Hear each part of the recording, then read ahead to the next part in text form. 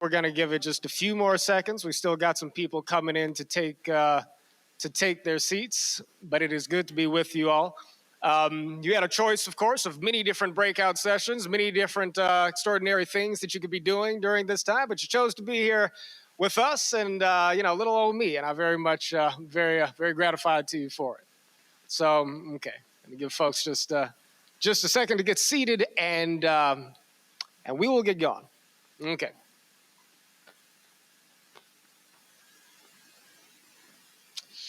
It's nice to be on the stage. I've been taking a bit of a back seat up until now, just watching other folks do all the hard work and sweating and whatnot. We got so many incredible volunteers and so many incredible leaders and folks involved in what we're doing here, and it just blows my mind to see every step and every bit of this process. Y'all have no idea how much work went into that. I say y'all have no idea, but then again, many of you do, because many of you have been with us long enough to know that a whole lot goes into everything we do at Brave Angels. Okay. All right, let's rock and roll. Ladies and gentlemen, my name is John Wood Jr. I am Brave Angels National Ambassador and somebody who has been pleased to be a part of this grand enterprise for the last 5 or 6 years or so. Time starts to get away from me. And I'm also very much pleased to be joined on stage today by 2 close colleagues, friends, associates, dear brothers of mine, Mr. Tavis Smiley and Mr. Ian Rowe. Come join us on stage. There we go. Good to see you, man. Ian. All right. Outstanding. And so now normally, when I appear with either of you brothers, I don't usually have to, I usually don't have to introduce you guys, and usually you guys need no introduction. In this case, I will start off with just a few remarks from my vantage point, but I want you guys to fill in the details a little bit on who you are and how you come to us. And so, Tavis, to start with yourself first. Tavis Smiley, media entrepreneur, an icon in American journalism. If I am not mistaken, the first African-American to have his own show on both PBS and NPR. Is that correct? That's right. That's right. For many years, I think, had the highest rated show on BET, on Black Entertainment Television, if I remember that correctly. A man whose journalistic accolades could fill many walls, and somebody who's been informing the American public on a wide range of issues for years and years. And he is the owner and innovator behind KBLA in Los Angeles. I believe the only Black-owned talk radio network west of the Mississippi River. Did I get that right, Tavis? There you go. And full disclosure, if it seems like I'm being particularly laudatory towards Tavis, it's only because Tavis Smiley happens to be my other boss. I happen to have a new show myself on KBLA called The Reconstruction Project, which airs on Sunday for anybody who's in Los Angeles and listening to the radio. On the other hand, I'm joined on my right, and that wasn't meant to be metaphorical, Ian. It just kind of worked out that way. By my dear friend, my dear brother, Ian Rowe. Ian Rowe is the founder of Vortex Academies and is an entrepreneur and a leader in the educational choice movement and the charter school movement. He's somebody who is an institution builder, an educational institution builder in the Bronx and in New York. Somebody who is, he's a senior fellow at the American Enterprise Institute. He and I have worked together at the Woodson Center. Some of y'all will know and be familiar with the work of Bob Woodson, the Woodson Center, elevating at-risk youth, working with communities to combat poverty, illiteracy, violence, many other things. Ian worked for the Bush administration. He has worked for MTV. He's launched civic outreach campaigns, voter drive initiatives. If y'all remember the Rock the Vote campaign, that was largely the work of this man there. And of course, a great team and so forth. And so I just want to impress upon people here just how extraordinarily fortunate we are at this gathering to be joined by a very wide range of very incredible people. You've already heard from a few of them. You'll hear from a number more. But at the top of that list, in my mind, is Tavis Smiley and Ian Rowe. So, brothers, grateful to be joined by both of you. Absolutely. By the way, are your microphones working? Test. Yeah. Hello, hello. Hello, hello, hello. There you go. There you go. Now, that was my my cliff notes on the two of you. Anything y'all want to correct or add to the record by way of introduction? Nothing to correct. I just want to say thank you for the invitation, John, and for the fine work that you were doing. And I'm honored to be here on the stage with Ian. Malcolm X once said that education is our passport to the future. Tomorrow belongs to those who prepare for it today. And I'm sure we'll get into some conversation about this later.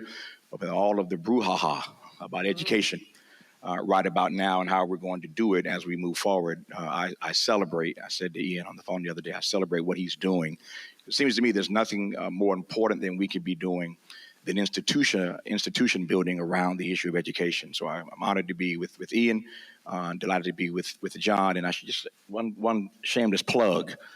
You don't have to be in Los Angeles to listen to John on KBLA Talk 1580. If you take out your phone and download the KBLA 1580 app, one more again, KBLA 1580. Download the app and you can listen to John literally every Sunday. Our station is billed as unapologetically progressive, and John and I don't have to see everything the same way. But I think one of the things that makes America great, and here we are in Gettysburg, is that we are not afraid to re-examine the assumptions that we hold. We're not afraid to have our inventory of ideas expanded. And so here we are, a progressive talk station in Los Angeles, a flagship in LA, heard across the country, unafraid to have someone else who has a different point of view on a variety of issues on our station. So John literally just started a couple weeks ago. So John, welcome to KBLA Talk 1580, and I'm glad to be on stage with both of you today. Thank you for the opportunity. Thank you, brother. Absolutely. I'm going to be checking people's phones later just to make sure you got the app on it. Yeah, there you go. Got plenty of time to open your Apple Store here. Okay. And Ian, anything you want to add by way of intro for yourself? Well, first of all, I will echo my thanks and the honor to be on stage with both of you. I mean, Tavis.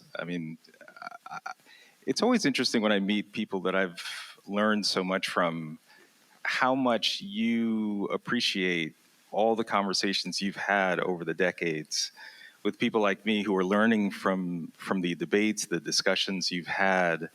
If you really appreciate how much you've expanded the mindset of people like me to come to my own opinion on things. So just thank you for that. And we are coming together at a time when there seems to be a fascination with tearing institutions down or questioning fundamental principles of our country. And I do believe it is important to talk and have discussion, but also build new institutions that actually represent the principles that we're all talking about. Like, how do you create an educational institution that values viewpoint diversity and democratic discourse? You know, we just launched the high school in the Bronx organized around the 4 cardinal virtues of courage, justice, temperance, and wisdom. You know, yeah.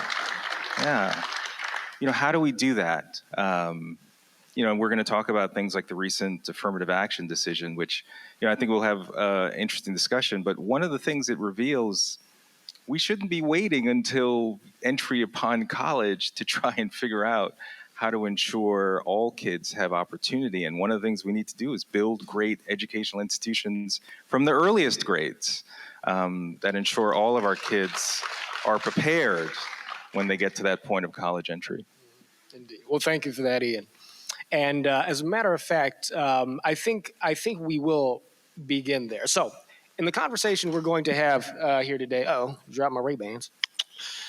In the conversation we're going to have here today, of course, we are all here convened at Gettysburg because we share, I think all of us, a deep-seated desire to see this nation move towards the better angels of its nature, to embrace what Dr. King referred to as the beloved community, and to allow us ourselves to be able to see and engage with the deep human dignity that exists across the political spectrum and across the racial spectrum, right? But the truth is, we can't meaningfully do that unless we prove to ourselves that we can do that, even in the context of disagreement. So I do want to talk to Tavis and Ian about polarization. I want to talk to them about its implications in the context of the racial conversation, American democracy more generally, and explore our common ground. But I do think it's important to maybe start on a point where we may anticipate some differences of opinion. So, Tavis, I want to start with you here. The Supreme Court, now with a majority conservative bench, 3 appointees, of course, rendered by former President Trump, has effectively overturned affirmative action in education, declaring that it is unconstitutional, at least to use race as a criteria for admission selection. Many people feel that this is a threat to particularly people of color and certainly African Americans' capacity to ultimately achieve full and equal or proportional representation in higher education, to take advantage of the American dream, and that this may be evidence of a resurgent racism or discrimination, perhaps in our larger institutional society. But how do you see it? This won't surprise you. This will not surprise you at all. I think the decision was a huge mistake. I think it is a decision that sends America in a wrong direction. With all due respect, again, this won't surprise you, so let me just put my cards on the table so we don't have to play games here. I am beyond troubled that a Supreme Court justice who used affirmative action to get into Yale would then pull the ladder up for others. It is reprehensible. It is, I want to be careful here. It's reprehensible. It is, I think it's undemocratic. I think it's un-American. And I think more than anything else, it's hypocritical. I once asked the greatest, the GOAT, Muhammad Ali, who was a friend of mine. I was honored to, could never imagine as a kid growing up in Indiana, in Mississippi, that I'd ever meet Muhammad Ali, much less become a friend of the champs.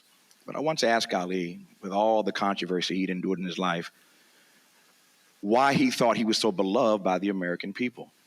And it wasn't just lighting the torch at the Olympics in Atlanta. Why do you think he's so beloved by the American people and around the globe with all the controversy you've been engaged in? You lost your belt because you wouldn't fight in the Vietnam War, and people dismissed you for that, and on and on and on the list goes of all the controversies during the life of Muhammad Ali. And he joked and kidded around for a second, as Ali was wont to do. But when I finally forced him to get serious about why he thought the American people respected and loved him so much, he said, "Tavis, I suspect it's because I have never lied to the American people. Like me or loathe me, love me or hate me." You think about Ali, you gotta accept that, right? He was as advertised. He was who he was. He never lied to the American people. And he floated like a butterfly. And he stung like a bee. That's right. Yeah. And he said to me in the very next breath, something I've never forgotten and never will for as long as I live. So, Tavis, I believe the American people can handle anything. The American people are resilient people, and they can handle anything except hypocrisy. Clarence Thomas is a hypocrite. You cannot take advantage of a program at every stage of your life. If Clarence Thomas had not received affirmative action, he would not have been at Yale.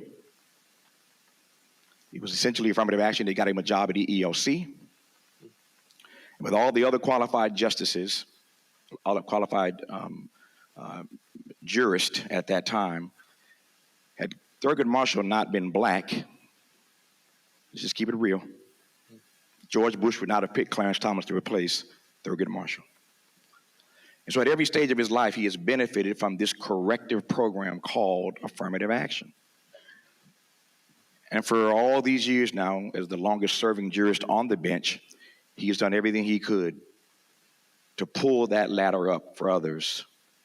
And so I see, and I'll be quiet for the moment, I see affirmative action, always have, as an opportunity to get in the room. For all that I've accomplished in my career, I've been blessed to accomplish, somebody had to usher me into that room. When I got in the room, I had to be qualified. But the melanin in my skin has kept me out of so many rooms in my career that I otherwise deserved or was qualified or talented enough to be in. So I see affirmative action as a corrective program. Let me close with this. Jackie Robinson, who we all celebrate and love now, was not the first Negro who could play Major League Baseball with the white guys. There are many others. He was the first one given the opportunity to play baseball at the Major League level with the white guys. When he got there, he was able to prove himself. And America now is still a place where there's this divide, this gaping hole still exists between the have-gots and the have-nots. And black people in particular still lag far behind in every single leading economic indicator category. And so I'm happy to have a conversation about not mending, but ending affirmative action. But you're going to have to tell me what you're going to put in its place. And with that, I yield to my brother from Brooklyn, Ian. Yes, indeed. And Ian, if you don't mind me setting it up just very quickly, because Tavis made me think of a number of things.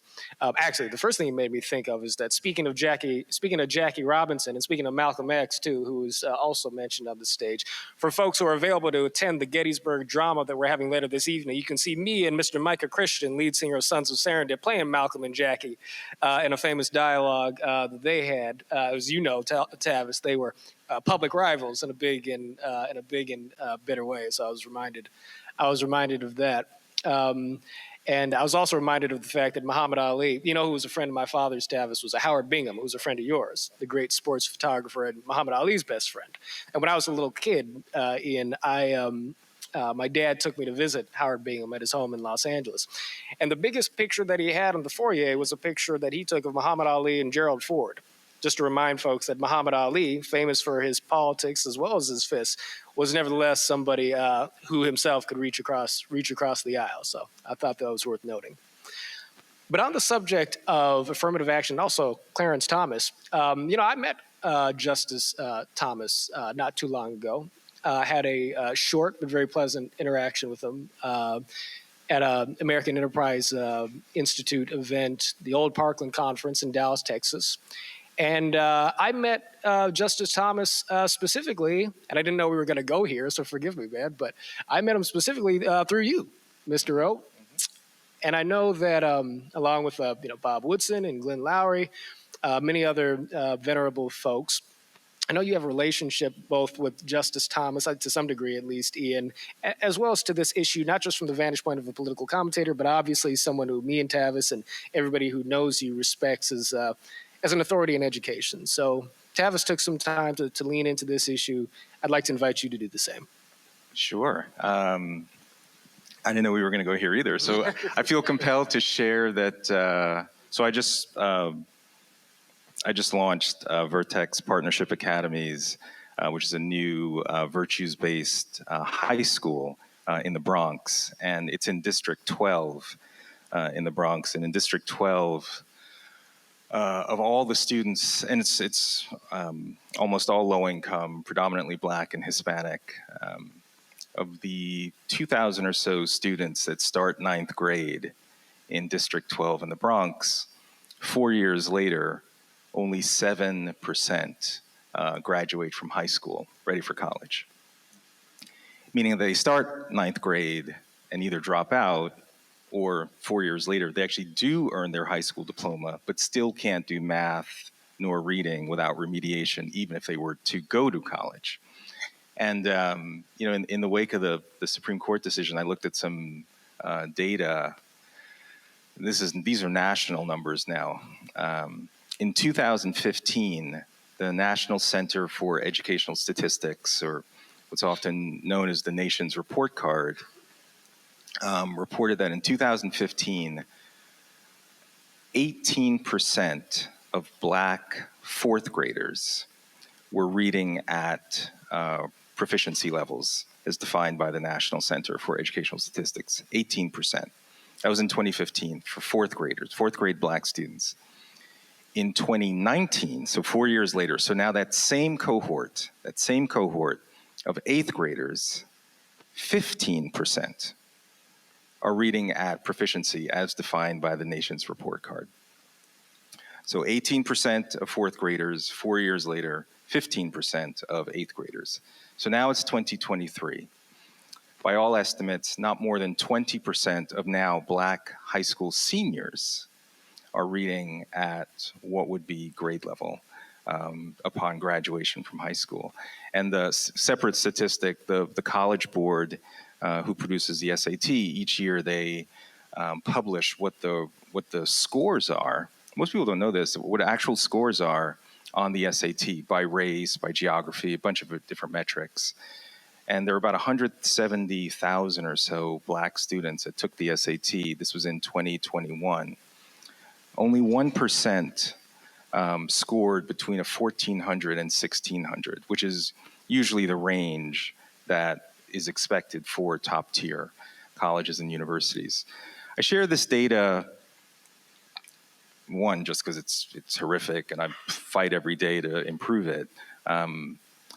But the reason I run schools, particularly schools in the Bronx, is that I want our students to know that they can do hard things, right? That they can lead a self-determined life, that they can overcome the inevitable barriers that are going to come their way. And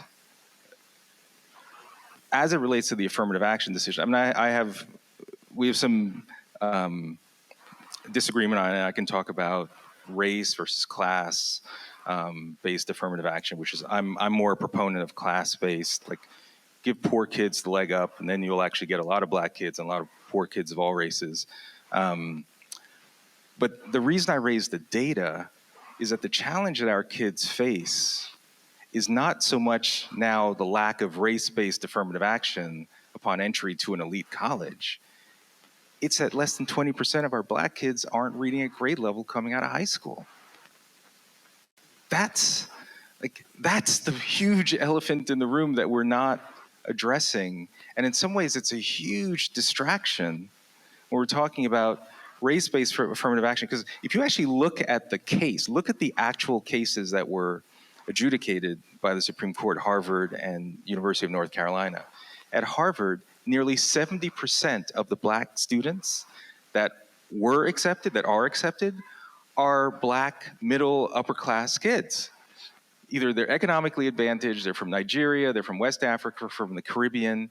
So in some ways, even affirmative action as executed right now is not helping what I think were the original Black kids that it was designed to support. So even in its current iteration, it's supporting, my kids and John's kids, who theoretically have gotten a lot of the supports that should make them able to make it on their own, which is why, again, I'm a big fan of class-based affirmative action. So that's kind of where I am, and I want to shift the attention away from, I do think the absence of race-based affirmative action hopefully will put more of a spotlight on where kids are coming out K to 12, and I think it will put more of a spotlight on should we have things like legacy admissions where, so I think all that actually is good discussion that will emerge. But fundamentally, for me, we got to get to the discussion of what's happening way prior to the college application timeframe. I just want to note very quickly that there's a distinction in issues here, which I think is important to seize upon in the context of polarization, because the way I usually see these conversations go is you might have one person say, well, race-based affirmative action is something that we need. You might have somebody else say, okay, I don't quite agree with that, but they may share a concern or a dissatisfaction with the data that you pointed to. And when the conversation is polarized, you need to have it all or not, right? You need to say, no, you need to agree with me on race-based affirmative action before we can even get to talking about how we reform things in the grade school level. But in a conversation where we are willing to identify the common ground without getting lost in the tribalism, we can hammer it out on the things we disagree on while also being able to make progress in those areas where we share a discontent with the ways in which things are not functioning in a way that serves our kids in a manner that we can all recognize is unfair. So feel free, either of you, to push back on me on that front. But Tavis, with that, I want to turn it back to you. I don't want to push back at all. I want to, this as well may surprise you. There's nothing that Ian just said that I disagree with. Not a single thing. Not a single thing. I'd only add 3 caveats. Only 3. Okay, here we go. In no particular order, they are these, and I'll be brief. One, I take your point about what the real problem is and how we're being distracted. I don't think, though, it's either or, it's both and. It's not either or, it's both and. We have to find a way to address the inequality in education early on. I started out saying today how much I celebrate the work that you're doing in the Boogie Down in Bronx, in the Bronx. J-Lo territory. Yeah, exactly. Jenny from the block. Yeah. But it's not either or, it's both and. We have to address this crisis. Why kids, black kids in particular, aren't being given access to an equal high quality education at a younger age, and at the same time address the absence of African Americans in elite colleges and beyond. Jesse Jackson Jr., former congressman, proposed something years ago that raised all kind of hell. And I challenge folks who see this issue differently than I do to consider the following. He proposed legislation years ago. He proposed it every year he was in Congress for a constitutional amendment that would guarantee every child in this country access, here's the language, hear the language clearly, access to an equal high quality education. For all the rights we have in this country, our children are not guaranteed access to an equal high quality education. And so you ask, Tavis, what's the standard? Glad you asked. Very simple. Whatever the best is in this country, that's the standard. And we set that standard. And every child in this country is guaranteed by the Constitution equal access to a high quality education. Now, I know that doesn't judge or prejudge outcomes, nor should it. The problem is that every kid in this country doesn't start in the same place. If you live in Washington State, where they have Boeing and Microsoft and Amazon, the list goes on and on, you got a high tax base. You get a great education in Washington State. But if you're in Mississippi, where their greatest export is catfish, not so much. So that every child in this country doesn't start in the same place. So if we really are serious about this, let's just stop talking trash. Let's just keep it real. Keep it real. Why not guarantee every child in this country, via our Constitution, access to an equal high quality education so that every child at least starts in the same place? That's the first point. Very quickly. The second point is this. So I don't think it's either or, I think it's both and I offer that for your consideration about how to get there. I don't like to raise issues without offering some sort of solution as I see it. I think Jesse Jackson Jr. was right about that. It never got traction. He was right about it. So it's not either or, but both and. Number two, I take your point, Ian, that many elite African Americans have access to these programs when we're talking specifically about education. And that's not true for employment. It's not necessarily true for contracting, but in the conversation about education, it is true that oftentimes elite African Americans get access to these elite schools. The problem I have with that is, as you already teed up, ain't nobody mad about the legacies. Nobody's mad about that. Nobody's mad about the athletes. Anybody mad about that? So here again, race is a part of everything in this country. You have to convince me why we're so focused on this one particular slice of who gets access, but we don't want to discuss any of the other pieces about who gets access. That's race, and it's unavoidable. It's incontrovertible. It's race at the center of our politics. And the third and final point I would simply make is that this is not the end. And black folk ain't stupid. This is the beginning. It starts with doing away with affirmative action in education. And next will be employment. Next will be contracting. How do I know this? Because I live in California, where John Wood Jr. lives.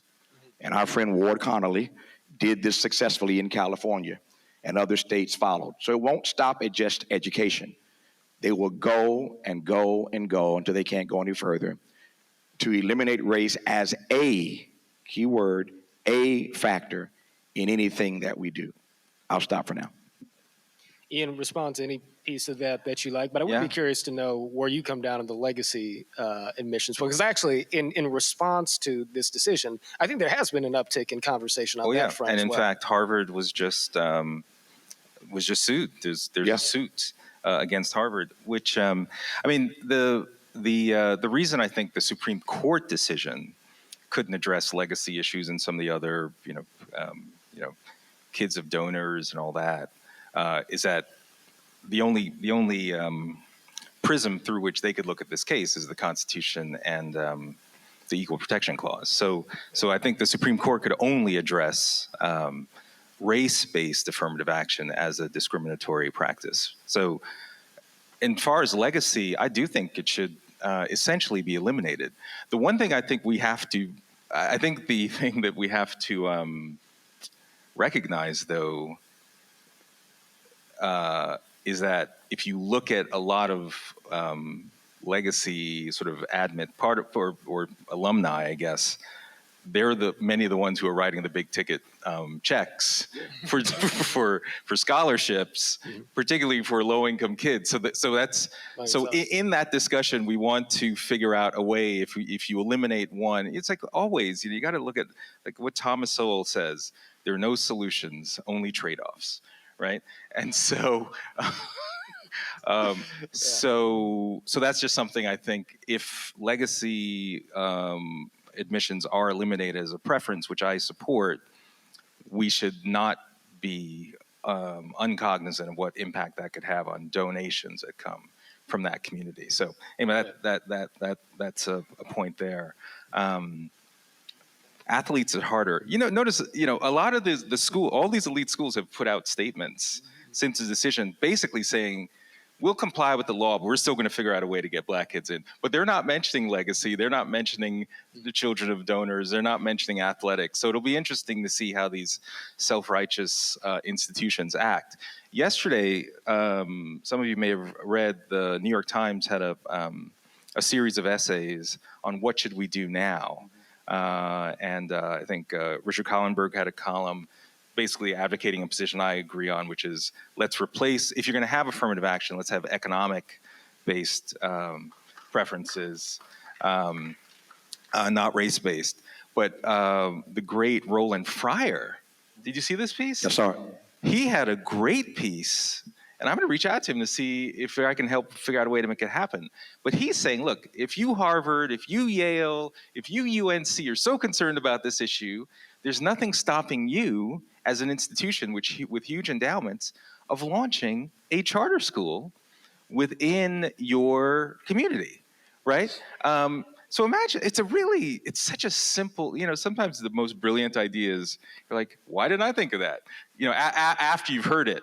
But he's saying, look, what if the top tier, create 100 charter schools, high schools, and optimally middle school, where these institutions are taking these students under their wing and creating a whole new pipeline of talent.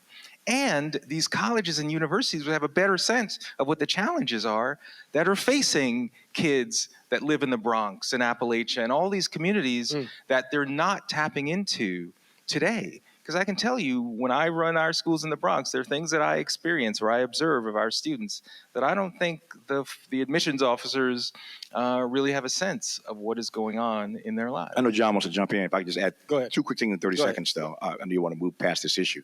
I saw Roland's piece, as you did, and Roland's brilliant. I've known him for years and interviewed him a number of times.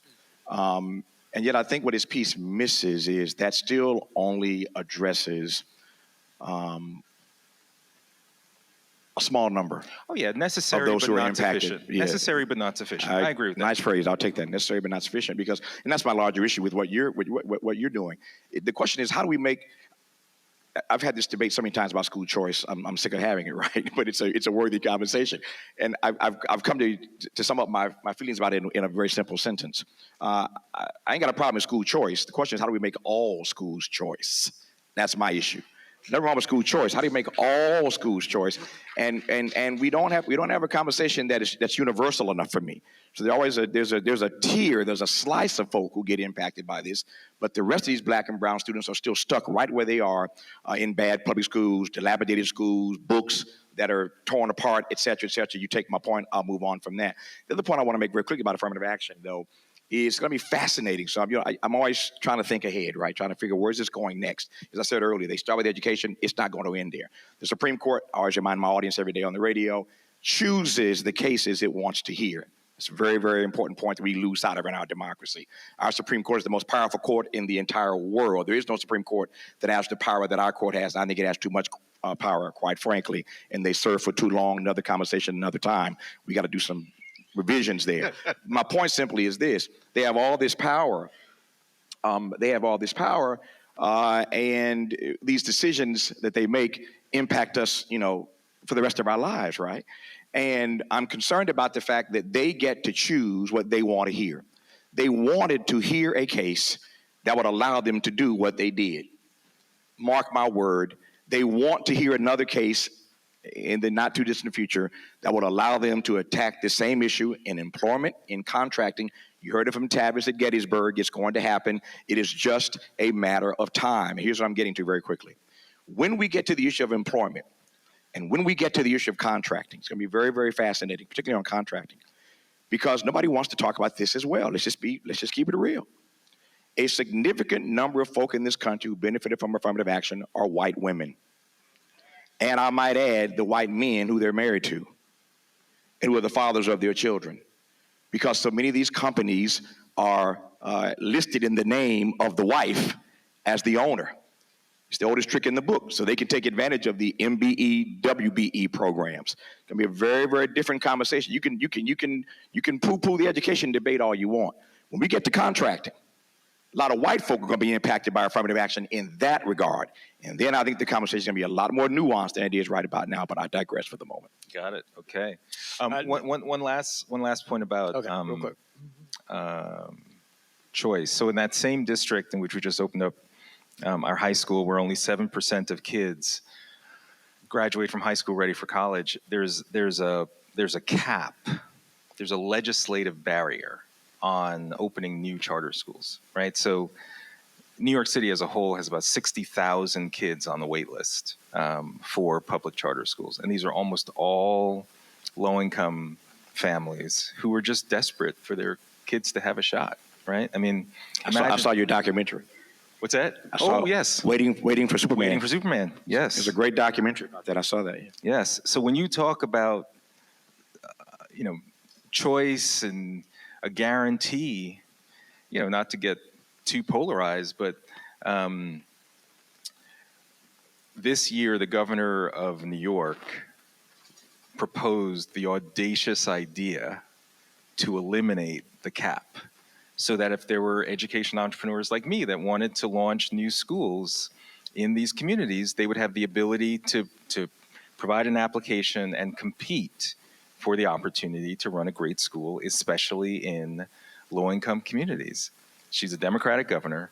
Literally the day after she made this announcement, the head of the state assembly, and unfortunately, I'll say it, predominantly black, predominantly Democrat, leaders came forward and said, no way, this will ruin public education. This cannot stand. And what did Governor Hochul do? She quietly rescinded her proposal, and the cap still remains. And so everything you just, of course, absolutely that's the key. That a kid should have the ability to go to a great school within their neighborhood that meets their values, and that they have a choice.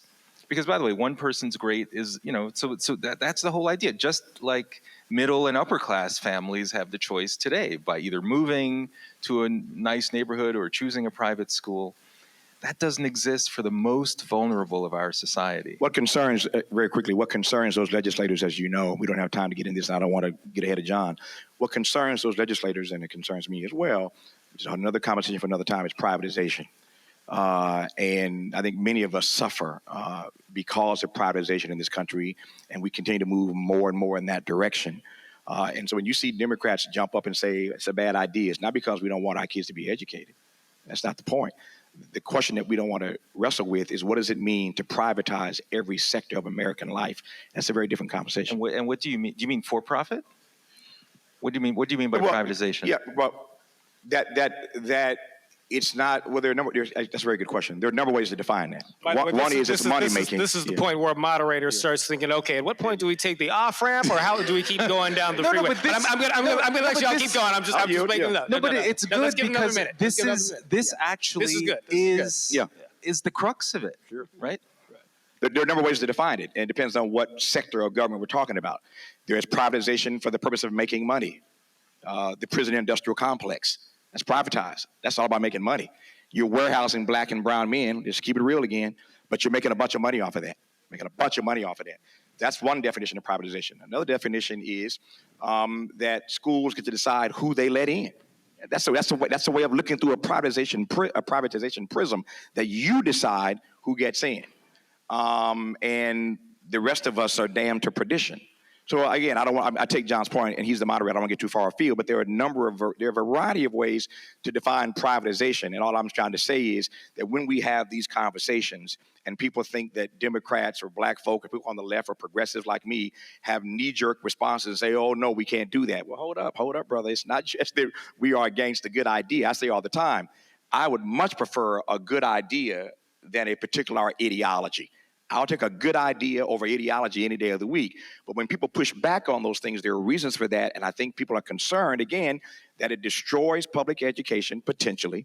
And even if you don't accept the phrase that it destroys public education, we still haven't addressed the issue of how we do the best for the greater good. How do we serve the biggest number of children? And it's not through a charter process, even though you're doing great work in the Bronx.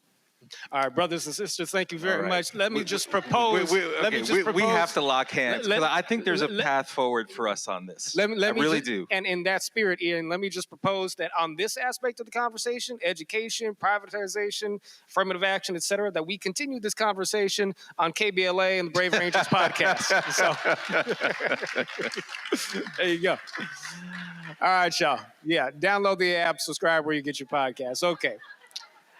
I want to move us forward, and I want to make time for your questions too, because we actually have a little more time for this session than I originally realized, and I do want to open it up to Q&A as we get past the half-hour mark a little bit. But I do want to talk a little bit on the level of values, things that are a bit a priori to politics. And it's a funny thing, because when I realized that we might have the opportunity to broker a conversation between the two of you, I thought to myself, well, Tavis, Smiley, Ian Rowe, these are individuals with distinctly, differing overall sort of political orientations, but I can see potentially some real convergence on the level of deeper values, deeper concerns. And I want to explore that a little bit and still open room for tension to potentially emerge if there is any. But the way I want to go into this is, Ian, I want to invite you to share with us a little bit about your own formula, because I think it starts this values conversation off right. You have written about this idea of FREE as an acronym that sort of encapsulates the formula for success that's applicable to all people, but that I think you think may be particularly beneficial for poor and underserved kids, and certainly black and brown kids and families. But it's I know that there's a policy sort of extension of this formula for you, but I really want to key in on it as a statement of your values and see, sort of how Tavis relates to that. Can you tell us about FREE? Sure.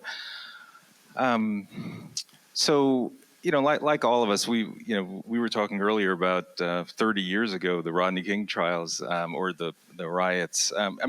We've all been in this work long enough that, and me in particular, I've worked with young people of every conceivable background, whether it was Rock the Vote or my time at MTV, time in the White House with No Child Left Behind. I've seen young people, rich kids, poor kids, black kids, white kids, Hispanic kids, Asian kids, kids in foster care, kids in homeless shelters. I've seen kids in very challenging situations as they now make their decisions, as they enter young adulthood, unfortunately make the kinds of decisions where they essentially recreate the same dysfunction that they experienced as a child, right? They just perpetuated this cycle of disadvantage. And yet I've seen other kids in those same exact challenging situations, domestic violence, divorce, abuse, neglect, as they enter young adulthood, make different sets of decisions. And the animating question of my life, frankly, is what makes the difference? What is it that differentiates that young person who recreates their disadvantage versus those that break the cycle? Is it just random? Is it just, one's a LeBron James and they could just bounce a basketball out of poverty, right? Is there anything that's common? And my observations is that there are certain things that have been in common based on my observations. And the single greatest characteristic that I've seen of young people who were able to break the cycle of disadvantage was that they had a sense of personal agency in their own lives, right? They felt they had the ability to lead what I call a self-determined life, even in the face of opposition. And agency, I define as the force of your free will guided by moral discernment, right? The force of your free will guided by moral discernment. Because for these young people who were able to break the cycle of disadvantage, it's not that they just had agency out of nowhere. They didn't just pull themselves up by the bootstraps and they just knew the right thing to do. In my observation, there were 4 pillars that their lives were connected to in one way or another. And those 4 pillars are what is my free framework: family, religion, education, and entrepreneurship. Free.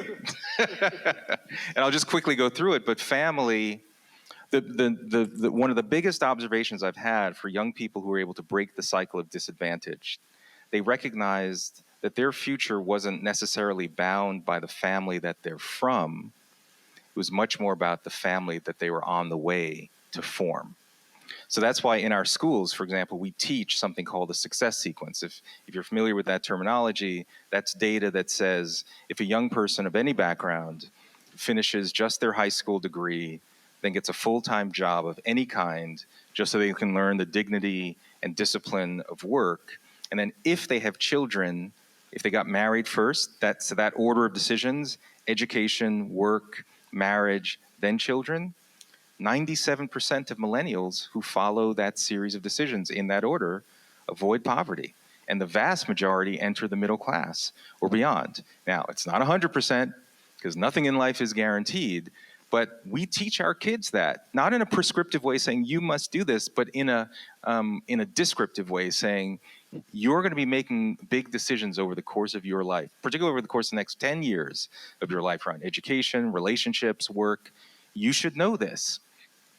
And so that's one of the, and so that is one aspect, and I write about this in my book, Agency. That's the first aspect of family. Having young people understand that one of the most profound decisions they will make as a human being is to bring another human being into the world, and that there are better pathways to make that big decision. So that's the F in free. The second is R for religion. My observation of seeing young people who are able to break the cycle of disadvantage is that they had some kind of personal faith commitment in their lives, typically informed by a organized religion. They lived by a moral code, and they were typically part of a larger community with weekly rituals like going to church, where they were part of a community of people that expected them to live up to this moral code. And if you look at the data, even though religiosity is unfortunately on the decline, huge differences in terms of isolation, depression, loneliness, suicidal ideation, all the things, even pornography consumption, dramatic differences between young people who have a personal faith commitment and do not. So that's my second observation. My third observation, young people who were able to break the cycle of disadvantage benefited from educational choice and school freedom. It's just fundamental to the story. And then the very last E is for entrepreneurship, in some ways informed by, if you're on the pathway to form a strong family, if you have a strong personal faith commitment, if you've benefited from educational freedom, that usually leads to the last E, which is that you have an entrepreneurial mindset.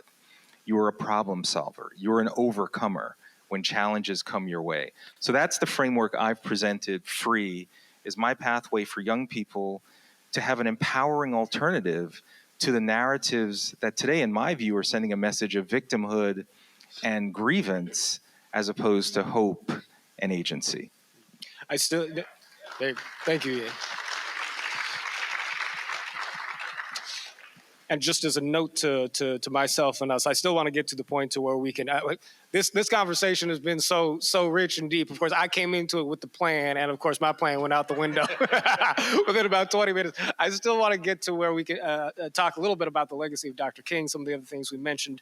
But Tavis, the reason I wanted Ian to go into that formulation was because, again, obviously, and you can see the application of all of that in Ian's work. But I also take it as a value statement.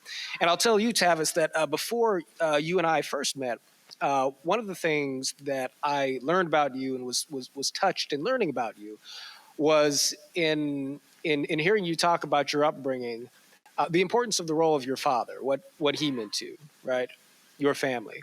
The way that your connection to your church, to the Black church, was a connection to the larger Black community and what was otherwise, don't let me steal your thunder here, of course, but it was something that I think had clearly a formative impact on you. And obviously you're famously somebody who values education and embodies entrepreneurialism. And so I'm curious to get your response to what Ian said, particularly if you take that as a bit of a values statement. And, is there anything, what resonates with you there? And is there anything that misses for you? If it makes you feel any better, first of all, Mike Tyson, at one point, as you know, lost the heavyweight championship of the world to Buster Douglas. Mm-hmm. And they asked him, I said, "Champ, what happened? Didn't you have a plan?" He said, "Yeah, I had a plan. Everybody got a plan until they get hit." And so you weren't the only one who had a plan that went awry. So let me as long as I don't have to suck up any right hands. Yeah. Let me just say a few things. One, I listened to Ian lay out that framework. It's beautiful, by the way. And I think for the most part, I have, in my lifetime, certainly as an adolescent, was adjacent to most of those things. Maybe not so much the last E, but the first three, certainly I'm blessed to have been, a very poor family, but I had family. And my parents valued education. And I grew up in a Black church. So I understand those things quite nicely.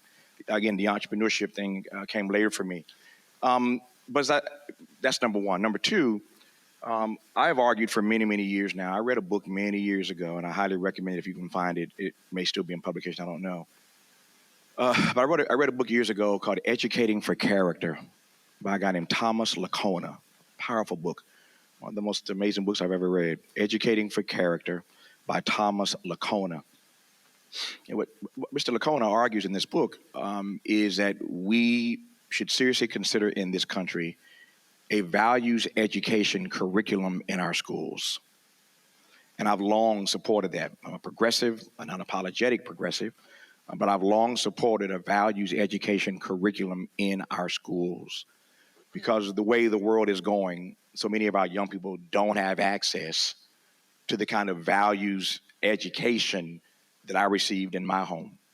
And so I strongly support a values education curriculum in our schools, and I became convinced it was worthy to do so when I read that book by Thomas Lacona, once again, called Educating for Character. There's not a lot that Ian said that I disagree with, but there is, again, another caveat here. As I listen to you talk, we've invoked the name of Dr. King a number of times in this conversation. You will never hear me present anywhere without mentioning the name of Dr. King. And I say that because while we were in Gettysburg, with all due respect to Mr. Lincoln, this is my own personal assessment, I still regard Dr. King as the greatest American this country has ever produced. That's my assessment. And if you want to fight, I'll meet you in the lobby after we talk. I'll debate you on Lincoln. I'll debate you on FDR, and I'll give you my rationale. We got to do it nonviolently. When I have more time. Oh, yeah, absolutely. Absolutely. Nonviolently, yeah. We can shadow box. Yeah, there you go.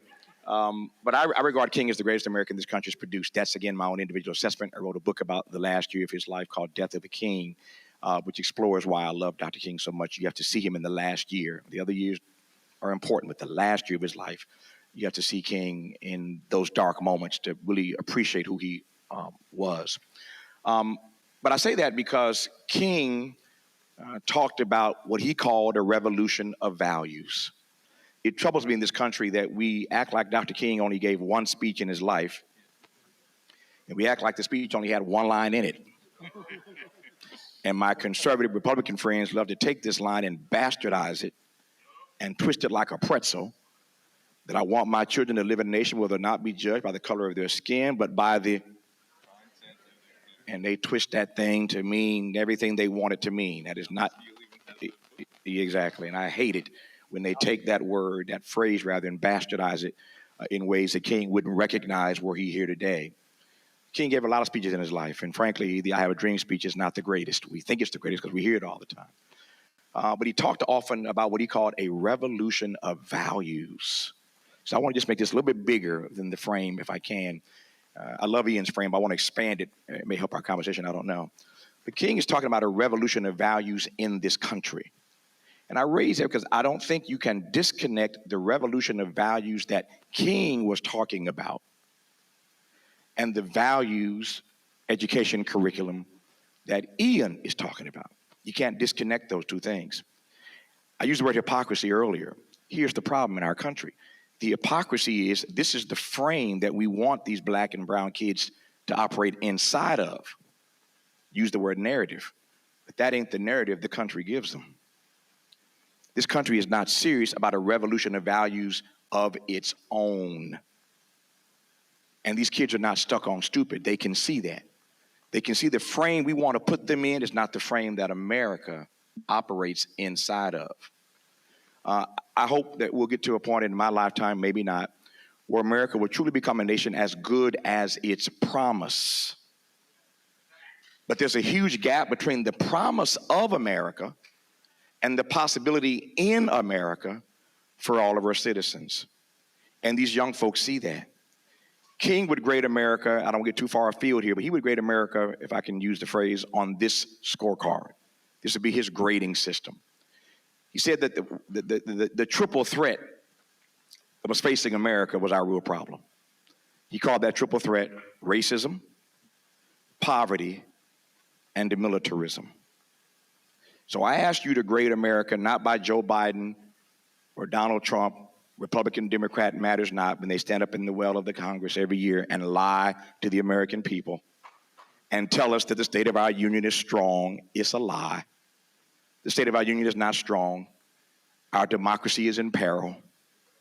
It's fragile. But they keep lying and telling us that. Poverty is threatening our democracy. As there are any number of other issues I'd go into if I had the time. The point I want you to focus on, that I want us to think about, is simply this, that America has to undergo its own revolution of values before we try to convince black and brown kids that they need to undergo a revolution of values. This is the system that they live inside of. And when they see the inequity, when they see the unfairness, when they see the income inequality, when they see the poverty, when they see the economic immobility, when they see the environmental racism, I could do this all day if I had the time. That's the system that they have to live inside of. And I say this simply, people would rather see a sermon than hear a sermon. They'd rather see one than hear one. So we keep preaching about this notion of values, which again, I don't disagree with at all. I'm just saying the frame is larger. I'm okay to have a conversation about values for black kids, but what about values for our country? And that's what King was pushing America toward, a revolution of values. I'm going to say one last thing that's going to shock you. So it's kind of like a plane taking off and you're going through turbulence. I'm going to ask you to hold on to your seat right quick. I'm going to tell you something you probably don't know, but I write about this, of course, in my book, Death of a King. And I'll just give you the very short version. Dr. King, as you all know, killed on the balcony in Memphis, Lorraine Motel. The last phone call he had before he walked on the balcony and was shot was a conversation with his secretary back at Ebenezer Church in Atlanta, where he pastored. Her name was Dora McDonald. And no matter where King was every week, he would always get back to Atlanta on Sunday mornings to preach at Ebenezer. He would always call Dora Thursday, Friday at the latest to give her the sermon topic for that Sunday morning, because back in the day, we'd have a bulletin when you got to church. They'd pass out the church bulletin with the order of service, the sermon, the page in the back to put your notes. So they had to get this thing printed. So he had to always call by Thursday, Friday morning at the latest to give Dora his sermon for the week. And Dr. King told Dora McDonald on that phone call that the title of his Sunday morning sermon, had he made it back to Atlanta, would be entitled, "Why America May Go to Hell." Now, all you know is the I Have a Dream guy. This is King in 1968, who was about to preach a sermon called "Why America May Go to Hell." And the sermon would have been built around this notion of pushing America toward a revolution of values. And so I close by saying I'm all for that. Again, it's amazing the things that you and I agree on. No disagreement with that whatsoever. As I said earlier, I've been subject to that in most of my life.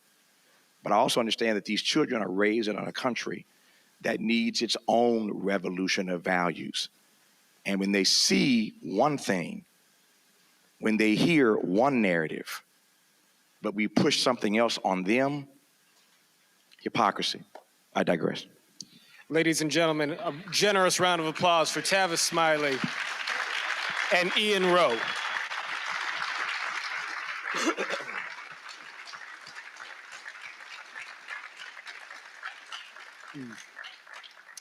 Thank you both. So I want to pivot towards questions, but I do want to preface that with a short statement of my own, particularly pivoting off of the introduction of Dr. King to the conversation. And I'll start with that simply by noting this. You know, Tavis, when you and I first connected, I considered it to be a deep point of connection that we, both have this desire to see the legacy and philosophy of King in all of its complexity, by the way, sort of more deeply introduced into the public conscience. I've heard you say that part of what King advanced was putting love forward in the public square, and that we need to put love back in the public square today. And I would argue that it is in that vein that Dr. King, among others, and of course, we are here, as you mentioned, Tavis, in Gettysburg, 160 years, almost to the day, I think, of the Battle of Gettysburg, 160 years from the Gettysburg Address. But we're also 60 years out from the I Have a Dream speech. And of course, Tavis, I would say that it was a great speech. I share your desire for that not to be the end-all, be-all of what anybody knows about King, right? But we are living in history. And Dr. King's relevance for me, even if you might, from one side or the other, look at the particulars of Dr. King's politics and render any opinionated judgment that you might like. But the idea that, as many of you have heard me say, that love is a spiritual power that can affect social transformation, that goodwill has the power to transform us on the level of our conscience as Americans. If we have nothing else in common with Brave Angels, we ought to believe in that. Because otherwise, there's no basis for friendship. There's no basis for trust. If we don't have a deep sense of human goodwill towards one another, in spite of everything that's piled on top of that. And so in that sense, the work of Braver Angels, and certainly the work of my life, has been deeply informed by the legacy of Dr. King. And so I want to turn to questions, but I do want to invite a very special friend of mine. Do we have our microphone in motion? Okay, there we go. Professor Harry Boyd, if you don't mind standing up for us for just a quick moment. Professor Boyd is a friend of mine and somebody who I will allow to introduce himself, but he's a longtime leader at Braver Angels, voice of conscience for many, somebody who's an authority in philosophical nonviolence, and somebody who, of course, was actually there at that speech, Tavis. And so if we can bring the microphone over to him. Can I just add for 30 seconds while she's bringing the microphone? Yes.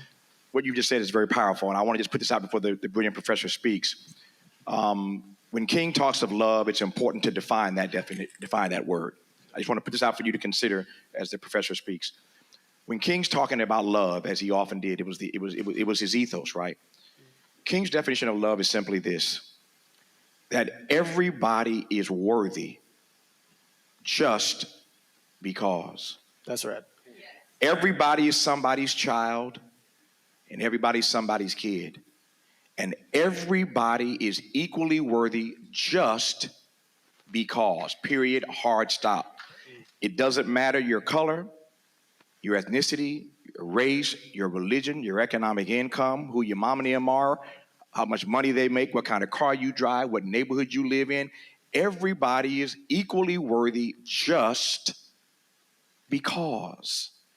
Now imagine, and I'll shut up and you to the professor, imagine if we could ever operationalize that definition in our politics, in our public policy. Imagine advancing public policy based upon the simple notion that every citizen is equally worthy just because.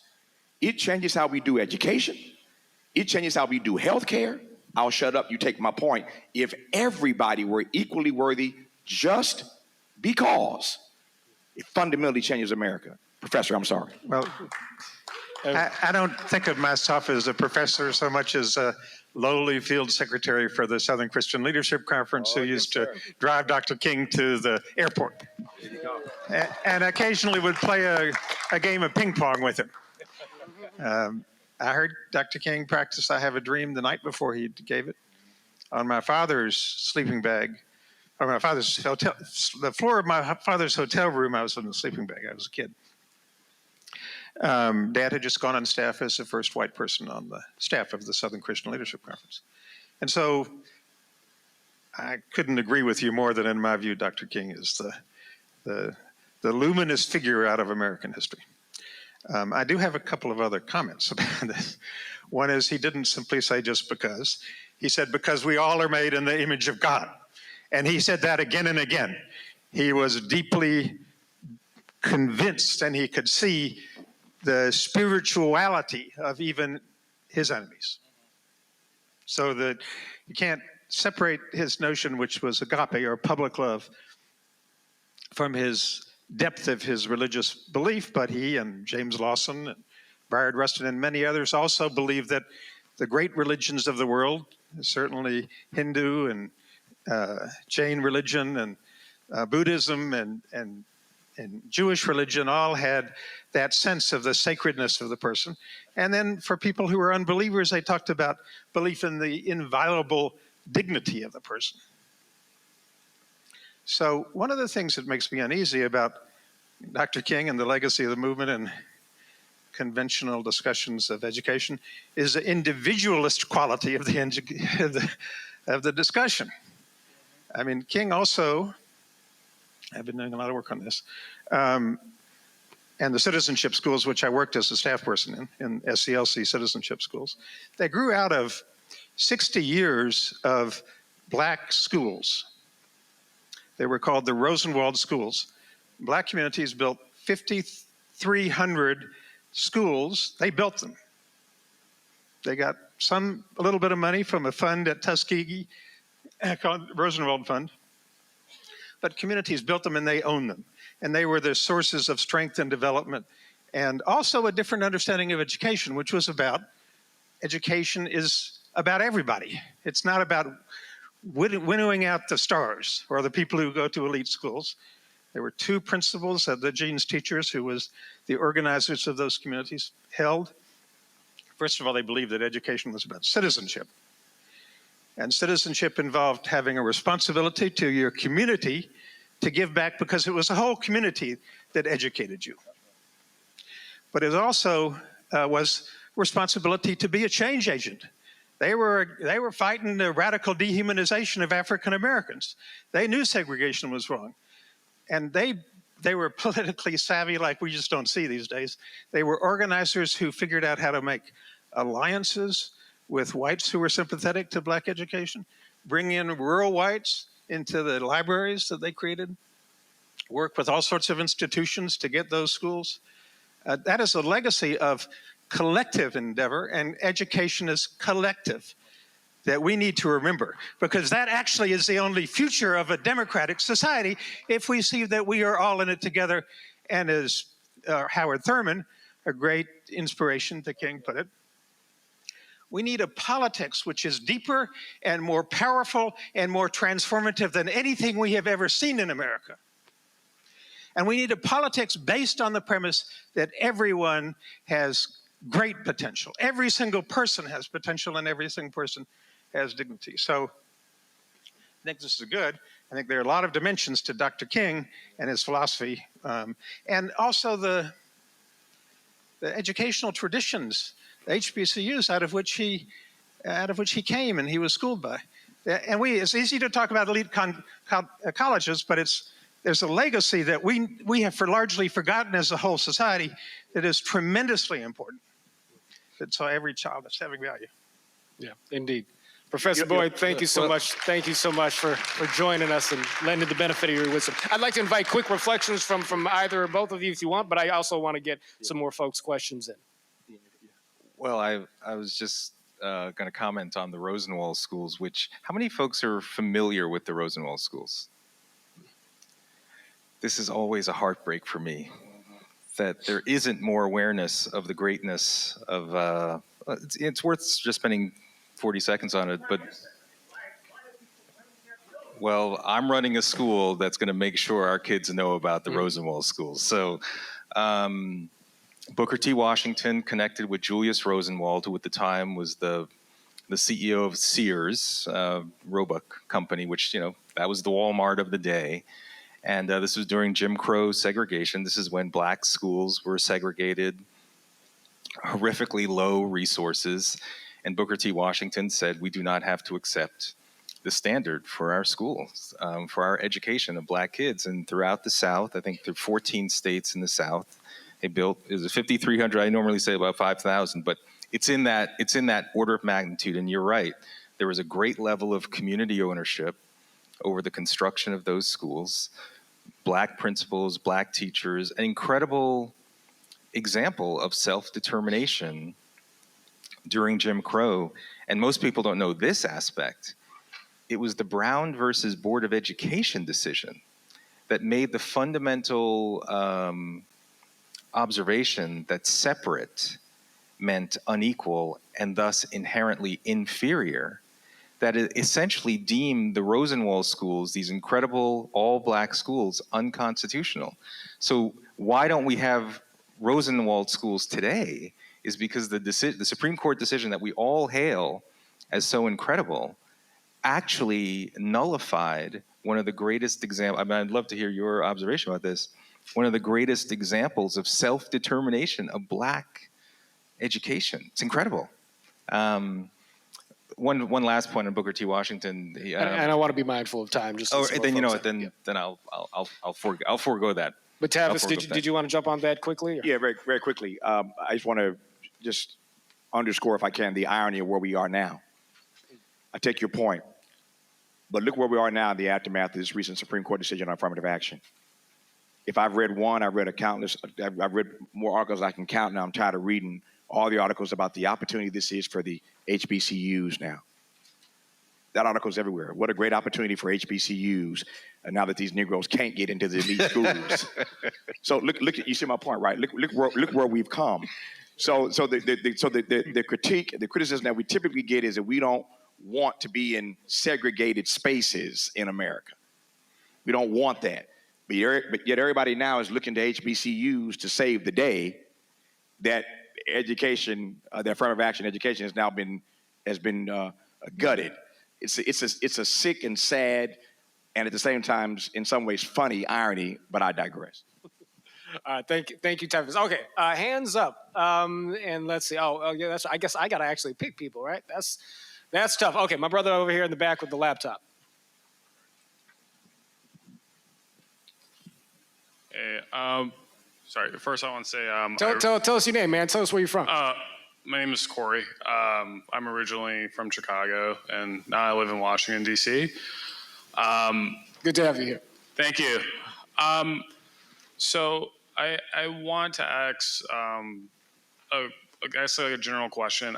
I think that we can all acknowledge that, racism, unfortunately, still plays a role in American life. But on the question of things like racial preferences, I think the question really I have is like I don't see how those things necessarily benefit, considering the fact that particularly one thing we didn't talk about is that when it comes to things like Ivy League admissions and stuff like that, it's overwhelmingly the people who benefit from that are usually like Black immigrants and people from Nigeria, Kenya, things like that. I mean, I've been on Ivy League campuses. Most of the Blacks I meet are not necessarily descendants of American slavery, Jim Crow.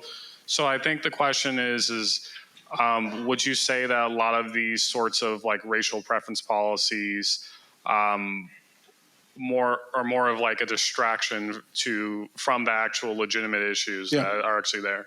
Yeah, that actually exists. Yeah, thank you very much. Thank you very much for the question. Yeah. We did cover that ground, I think, pretty good in the conversation, but if either or both of you want to offer just a very quick summation of your... No, that was the point I was making earlier. And again, if you look at the actual cases that were adjudicated in this Supreme Court decision, Harvard, nearly 70% of the Black students were just as you described, upper middle class, often recent immigrants, or children of native-born American, but upper middle class, well-educated. They're the ones their kids went to prep in New York and private schools. Yeah. And so that's part of, again, which is why, for me, if we are going to have affirmative action, and economic-based affirmative action would be, I believe, more powerful and reach, I think, the very people that we all think should have, if there's going to be a leg up, then let's give it to low-income kids of all races who've demonstrated academic prowess. But most importantly, we got to get back to the K-12 system to ensure that all kids are actually, with choice, are being prepared in a way that they can compete. Yeah. And by the way, even at our school, at the end of 10th grade, our students will be able to choose either a college university pathway or a pathway of careers where they can do apprenticeships in junior and senior year. The other thing we have to lose this idea, this obsession, that college is the only option after high school. Thank you, Ian. Tavis, you spoke to that earlier. Do you want to reiterate? Are you good? Okay. All right. So let's keep going. More hands. I see Mark Beckwith here in the turquoise. And Mark, if you can be concise, just so we can try and get as many folks. Mark Beckwith from New Hampshire. And as a country, we're wrestling with reparations. Certainly the institution I represent, the Episcopal Church, is trying to figure that out. Sometimes that term just turns people off. How do we engage in reparations beyond just saying we're support it, and how do we make it manifest in our country? Good. Hey, Will, can we get another hour on the clock exactly. for this one? Yeah, we need another symposium for that. Let me just say I am, in this regard, proud to live in California. I say all the time on the radio every day. Again, my station is flagship in L.A., heard across the country. But I say all the time that what happens in California politics either casts a long shadow or a long sunbeam across the country. I hope that what we're trying to do in California will cast a long sunbeam and not a long shadow. Gavin Newsom's acting a little funny lately. He's starting to moonwalk like Michael Jackson on this reparations issue. Even though it was his idea to do this task force that now he has problems with. I digress on that point again. But I'm hoping that we will be able to show the country a model with what we're doing in California. Again, we could spend hours talking about this, but it is about reparative justice. And I'm the first to tell you it's about more than just a paycheck. There are any number of ways to define reparations, and I think we're gonna work through that in the legislature in California right now. But again, I'm hopeful that in the not too distant future, California will give the country a model for how to wrestle with that question in the coming years. Ian, how should we be engaging the question of reparations? This is a much longer discussion. I'm sorry. Because, you know,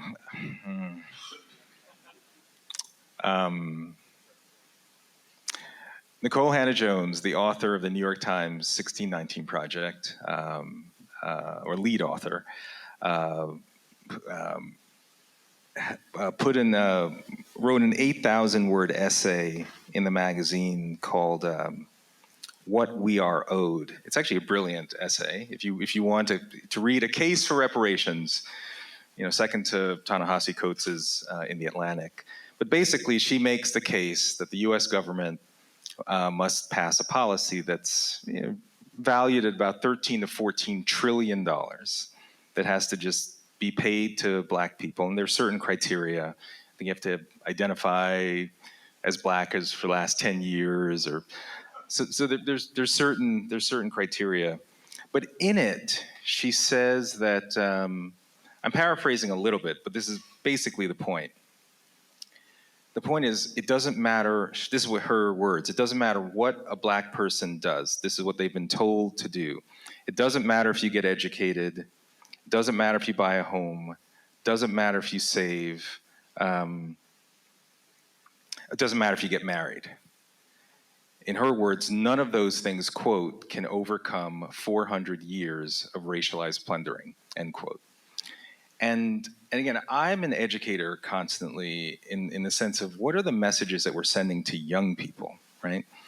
So when I read those words, I mean, I could read them as an adult and kind of get the sense, and by the way, for what it's worth, Nicole Hannah-Jones has done all four of those things in her own life to lead a very prosperous life, and good for her, because I think she's understood the anchors that much more likely lead to a fulfilling life. But when I think of the message to young people, if you hear that message over and over and over and over again, it doesn't matter what you do based on your skin color, I think that plays into the narrative that yields a sense of either why bother or the system is rigged against me. And so I fight against that. I want young people to know the empowering strategies that they have at their avail. So if we define reparations as investing in our K-12 system so that every kid has an opportunity to go to a great school, if we have more larger narratives and campaigns about how to build strong families, to revitalize faith, then I'm down with the program. But when it's usually in the form of government money falling from the sky, I actually think in a way it will hurt the very people that we think it's intended to help. Okay. I know Tavis has got a response. This is a long conversation. Let me suggest that we add this to the agenda for KBLA and for the podcast. All right, because I want to keep you brothers talking. Okay, God, this is really tough. I'm so sorry. We've got hands up. I want to. Jeez. Okay, I want to throw it to the voice of reason in the back, and then come back to the young lady in the scarf up here if we have time. So Casey, I'm sending you all around the room. And I'm sorry, I know the room's left and right. I'm just looking right down the middle. Thank you, brother. We got Philly. Peace. What's the deal? Arson, the voice of reason, Philadelphia representative, representing Gangsta Grass, the world's greatest bluegrass hip hop band. All right. First and foremost, shout out to the God, Tavis, Smiley. We glad you're here, bro. Thank you, as an MC, I can't steal this. This is not my own. My partner here, Dolio the Sleuth, actually sent me a text message when you were breaking down your whole free concept, right? And he said that if you add dignity, opportunity, and mentorship to those, you get freedom. You get freedom. Oh, that's bars. That's the God MC right there, Dolio the Sleuth, Pensacola, Florida representative. All right, so what I'm saying is, it feels like with, you dropped a little science with the free thing, but it feels like when all of that is brought up, it really is leaving out the idea, like you were just saying about what the sister said about the reparations thing, that like, yeah, you can do all of those things, right? but there's still the weight of all of that 400 years on you. How is it that just sort of ignoring that is the way when it's so heavy and so blatant? Yeah. You know what I'm saying? Like, how do you just get past all that, right, and ignore all of that other weight on you? Yeah, Ian, respond to that, and then to my sister here, I'm gonna need you to top that when you ask your question. Okay, so all right, but go ahead. Ian. No, it's a good. There you go. That's all, because we got lunch, right? Folks can continue. Go ahead. Ian. No, it's a great question because like I don't view like what I do as ignoring that history that we're talking about. I guess I see it in trying to put in the context, like when I shared that story earlier about the Governor Hochul, making this proposal, and then a number of elected officials saying, no, we're not going to do that, essentially ending the idea of freedom.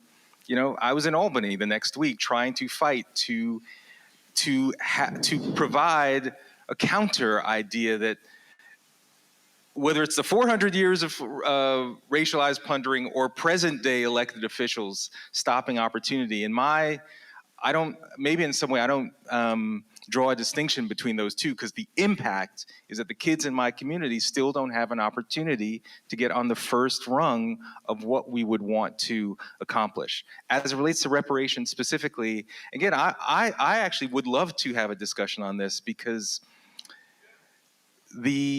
it is not clear to me that simply money falling from the sky from the government is going to get the intended outcomes that we are all fighting for our kids. And I know it's a longer conversation, but I just know that there are other paths.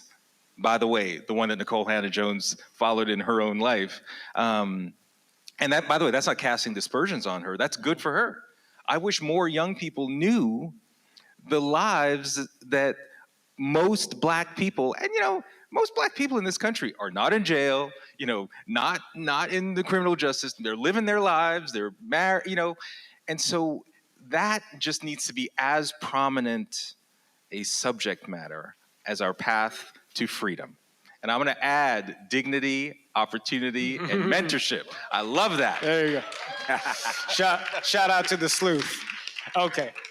One last question. I promised it to the young lady in the front here. And so go ahead and introduce yourself. Hi, my name is Sabrina. I'm with Braver Angels with the Europe chapter, or Europe Alliance. Hey, Sabrina. I was going to ask a very specific economic question about apprenticeships. However, if I have to beat his question, I think I'll just think about why I came here and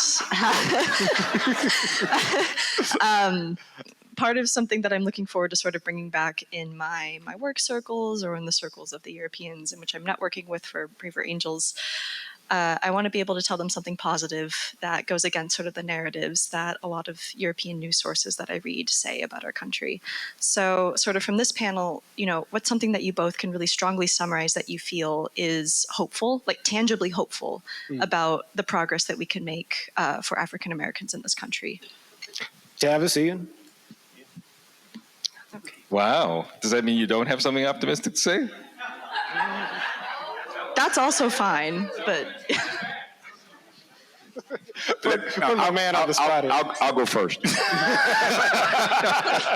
let me just say really quick, don't let the Swiss get a better one on us on this. Don't let them be right about this. That's what I'll say.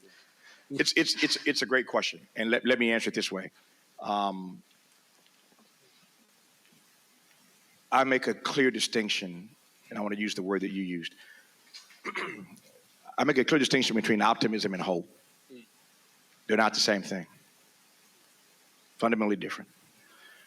Optimism suggests there's a particular set of facts, circumstances, or conditions, something you can see, feel, or touch that gives you reason to believe that things are going to get better.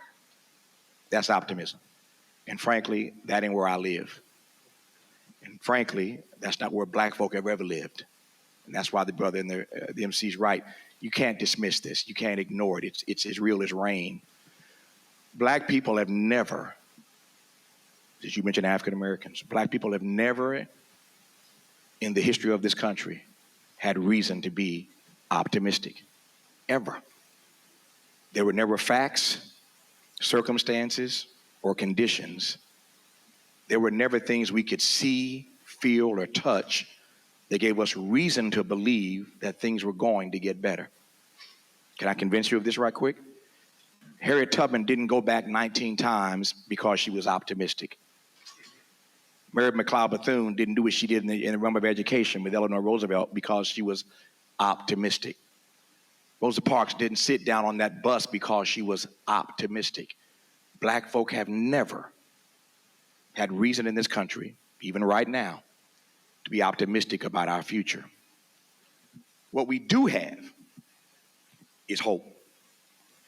And I'm an example, and many other black folk I know, most black folk I know who ever succeeded are examples that you can build an entire life out of hope. Not to proselytize, but the Bible that I read says that faith is the substance of things hoped for, the evidence of things not seen. And so we have always been a hopeful people, not an optimistic people. And so the message I would send back to Brave Angels in New York is that we have to remain hopeful. Now, hope needs some help. Hope needs help, but we have to remain hopeful. Again, even when the data doesn't suggest that things are going to get better for us, we have to remain hopeful. I take the point that Ian made earlier, which obviously he has the last word. Although the lunch bell's just about to ring. Yeah. I don't want people to ever be hopeless, but we can build lives on hope. But we're not in a moment right now. We are not in a moment in Black America, and frankly, I don't think we're at a moment in American history right now where we have necessarily reason to be optimistic. But at our best, we are people who are hopeful, and we can build something on that platform of hope, and that's where I am. Thank you for listening to me. I appreciate it. Thank you. And I know. Unfortunately, I am duty bound to let us out for lunch here. Ian, I believe that you do have reason for hope and optimism. I suspect, just knowing yourself and a bit of how you see things. Well, I run schools, so that I'm guilty of hope and optimism. There's a poem that all of our kids at Vertex are going to learn. It's Invictus by William Ernest Henley. And if you're looking for some inspiration, read that poem, because William Ernest Henley was going through an incredible challenge in his own life when he wrote that poem. But the last two lines of that poem that all of our students are going to know, they're going to know the entire poem, but they are, I am the master of my fate. I am the captain of my soul. And the reason we have that, and that will be our standard bearer, is there are no victims in our school. They're only architects of their own lives. And that's the kind of student that we're trying to build, even in the face of historical and present day challenges. Indeed. So, ladies and gentlemen of Braver Angels, whether or not you are optimistic, let us make these next few days a testament to the power of hope. And with that, let's get something to eat. Thank y'all.